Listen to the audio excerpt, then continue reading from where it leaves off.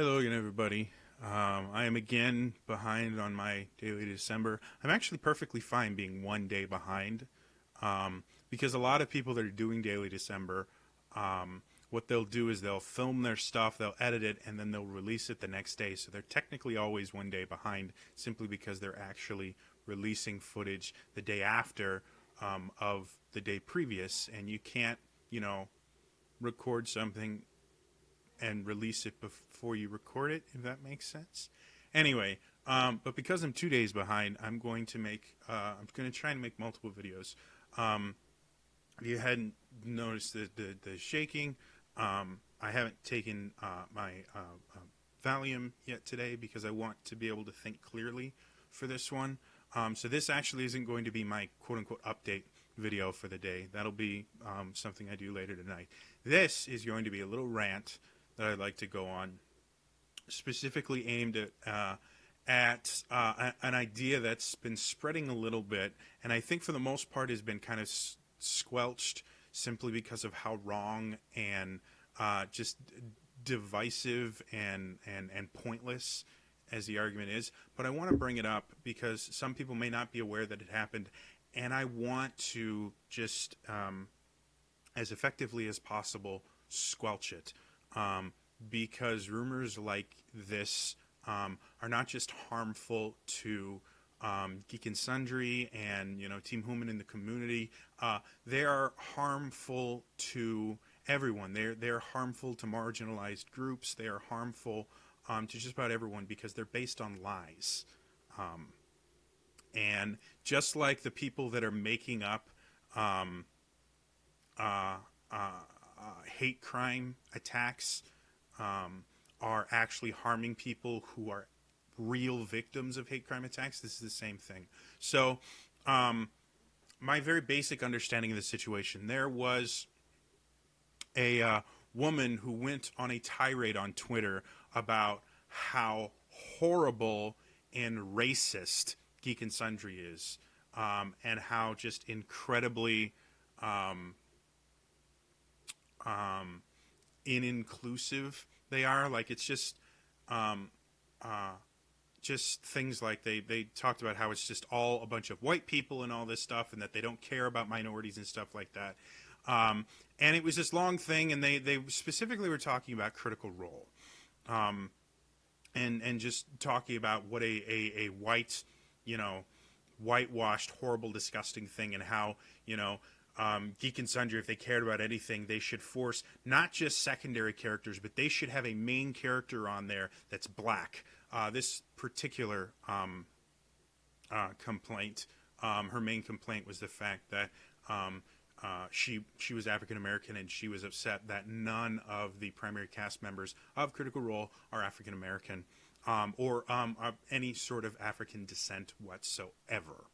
And she thinks that and she went in this tirade talking about how that means that Geek and Sundry is racist and horrible and blah blah blah blah blah, and it pissed me off royal, for a number of reasons. And I will talk about Critical Role absolutely last, because that is the final bit of information here. This is a person that was looking for a fight. Used confirmation bias and selective reasoning to create a problem that doesn't exist, and then use that problem to prove a false narrative simply because she wanted to get angry about something. And that's something that's actually very common in the rights advocacy community, is rights advocacy groups. And I'm not talking about, marginalized people or minorities or anything like that. I'm talking specifically about rights advocacy groups, because a large portion, I'm not going to say a majority or anything like that, but a large portion of these groups started as wonderful, amazing things that have done wonderful things for the communities that they represent. And now, because with hate crime laws and anti-discrimination laws, they have a lot of power. They have started to abuse it. simply to try to punish the people that they feel have been oppressing them for so long. It's no longer about equal rights. It's about oppressing the people that used to be the oppressors, which is not what we need to be doing. You know, the idea of, well, since you abused me, I should be allowed to abuse you back is stupid and wrong. But whatever. So this is a very common tactic that they will find a way to pick a fight and then use that to show how oppressed they are, and then use that to try and make change.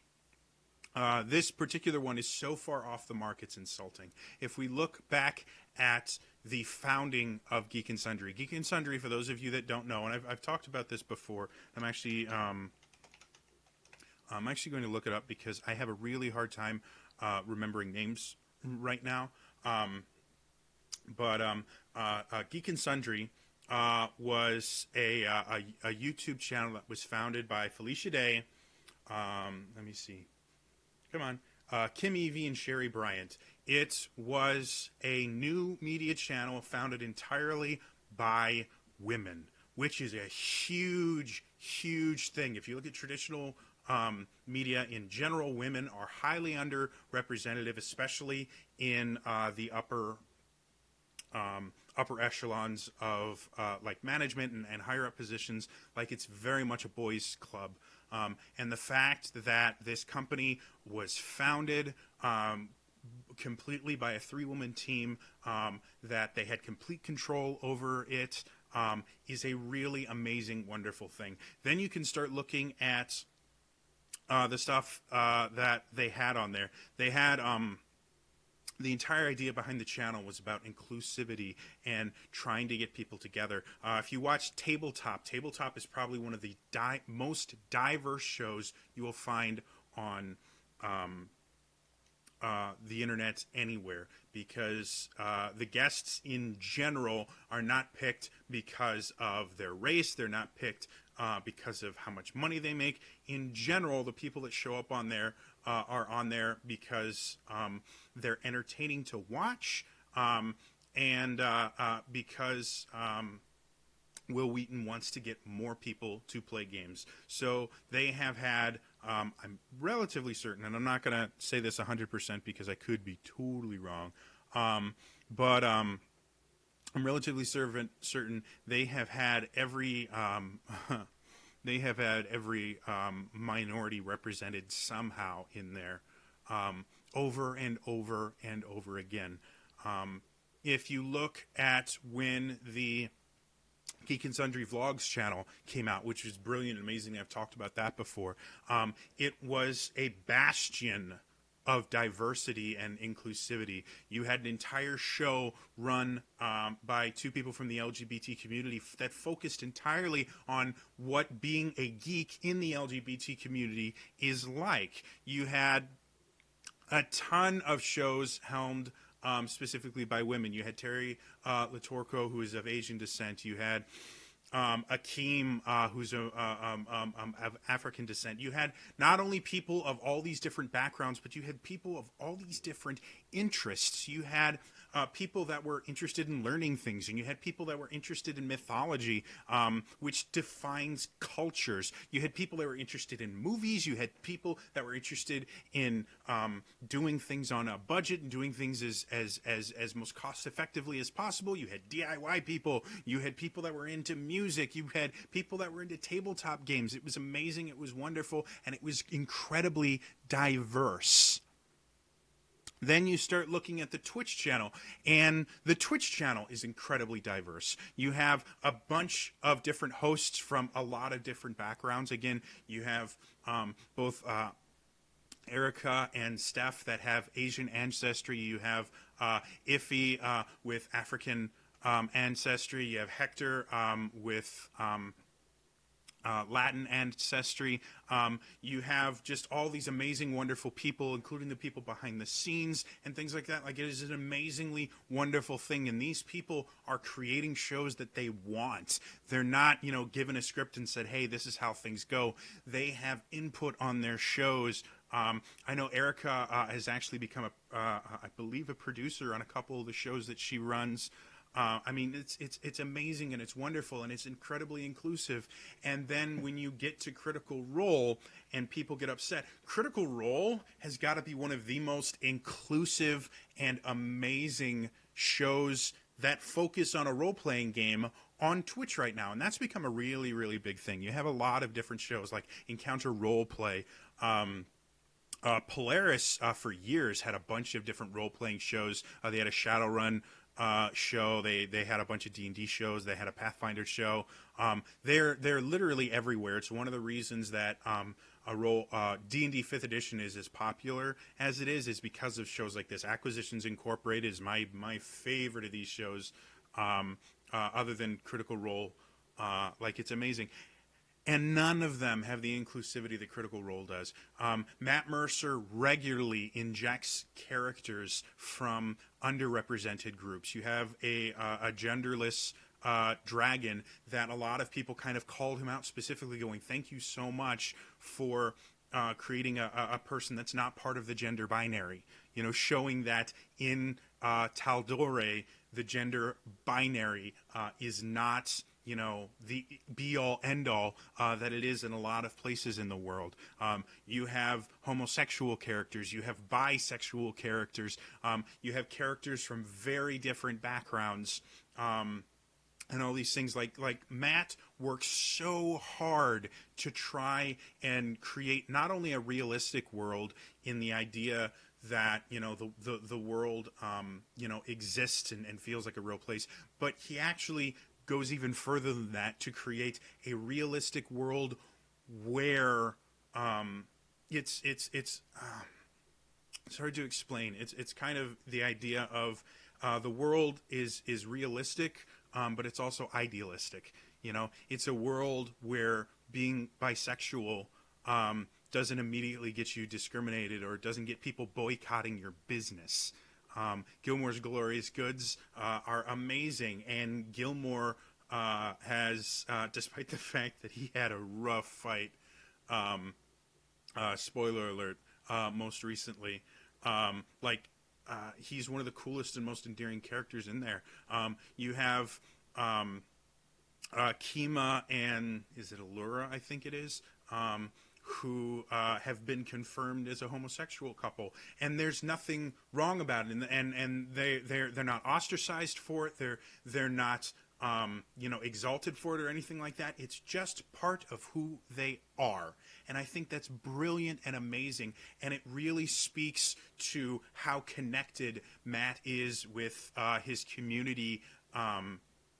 And with the world in general, the fact that he's created this world where people can feel represented all the way. And the argument is they don't have a black person on screen physically. This is a game that started. The reason they don't have more diversity in the cast is because for that birthday party, those are the people that showed up. They didn't cast Critical Role. It was a bunch of friends that got together for a birthday party. And keeping a campaign going as long as they have is really hard, especially with the fact that all of those people are unbelievably busy. Their chosen field of employment is one where you don't get a ton of downtime, and your schedule is always bizarre. You don't get a regular 9 to 5 or something like that. You're always auditioning, and when you're not auditioning, you're actually getting a part that you actually get paid for, because nobody gets paid for auditions. And then you also have training that you have to go through, and you have to constantly be perfecting your craft and things like that. More than any other field in the world, being an actor is incredibly demanding and incredibly difficult. And the fact that they were able to keep this game going for as long as they did before it became something that they actually get paid to do, which is amazing, is really cool. And I think it's insulting to Matt. I think it's insulting to the cast of Critical Role to try and yell at them because they're not inclusive enough. No, it's amazing what they've done. And they didn't have to. They could have just kept this game on their own and we never would have seen it again. But they went and they opened themselves up, and these guys do things that most other actors would find terrifying, because they're not just playing a role, they're playing a character that they not only created but they heavily identify with, and they get to make the decisions for that character, and they get to really kind of grow and change with that character. And then they get hit by this moron that talks about, well, none of you guys are black, so you're all racist. No, it's stupid, it's dumb. So anyway, that was my little rant I wanted to go on. The idea that Geek and Sundry itself is not inclusive is so moronic and so untrue that it would be almost laughable if it wasn't for the fact that a lot of people started thinking that was true, simply because one show on there has the people on screen don't have the right skin color for one of the fans. That's insulting. And the idea that they need to change their story that they've been creating for years simply to put somebody on there to fill, to check a box off of, okay, now we're inclusive, is moronic. So anyway, that's my little rant. I I really don't feel good right now. I'll do an update later, probably after I've taken the diazepam, because I'm starting to feel miserable now. And so, anyway, that's all for me today. Thanks for watching. Bye bye.